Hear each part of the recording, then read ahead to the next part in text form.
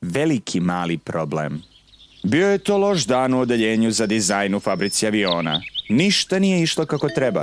Ponajmanje pravljenje novog aviona. Ne mogu da verujem kako si mogao da napraviš tako glupu grešku. Lako, zamenio sam inče za centimetre i centimetre za inče. Vlada je kriva za to. Ja krivim tebe. Ne znaš da čitaš planove, to je problem. Pogledaj taj avion. Pogledaj ga. Savršene forme, gospodine. Prekrasno sagrađen, sa jednim malim problemom. Pogrešne je veličine, čoveče. Velik je samo polovinu veličine jumbo jeta. Šta ćemo sada sa tim? Londonski aerodrom je naručio potpuno nov putnički avion. To su i dobili. Jedino što im treba su manji putnici. Glavni inspektor londonskog aerodroma je stigao. Sakri to. Prekasno. Dobar dan, šefe. Baš lepo što vas ponovo vidim. Došao sam da vidim moj novi avion. Rekao si da će biti gotov i spreman za moj pregled. A šta je to? Šta, šefe? Taj model aviona. Nisam znao da pravite malene modele. Baš slatko. Ovo je vaš novi avion, šefe. Šta? Naručio sam Jumba, a ne Jimba.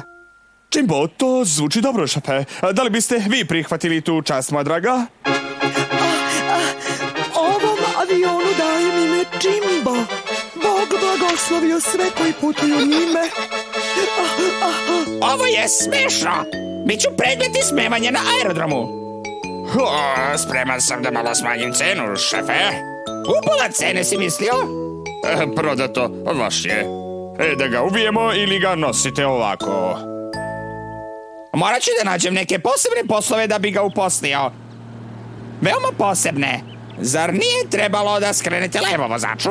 Ups, izvite, šefe. Zamalo da promašim skretanje.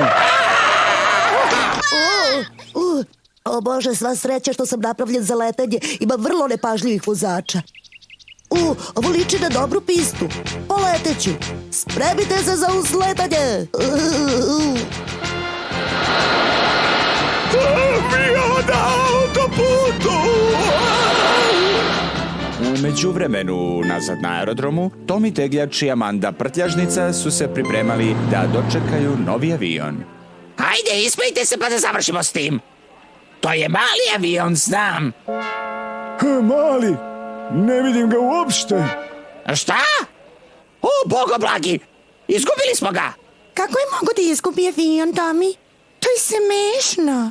Bio je tu kada smo krenuli, zar ne?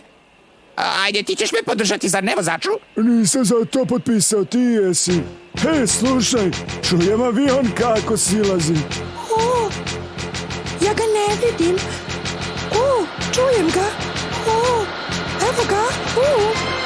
Previše je mali za jumbo jet, šefe. Da, to je novi dizajn.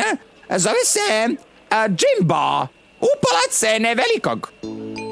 Možda je mali, ali je mnogo sladak. Misliš? Da, jeste. Ali imat će mnogo specijalnih poslova. Mnogo, veoma specijalnih poslova. U tom slučaju, za nekoga koji je ispao iz prikolice, napravili ste dobar posao, šefe. Ispao iz prikolice? To ti je dobro, Tomi.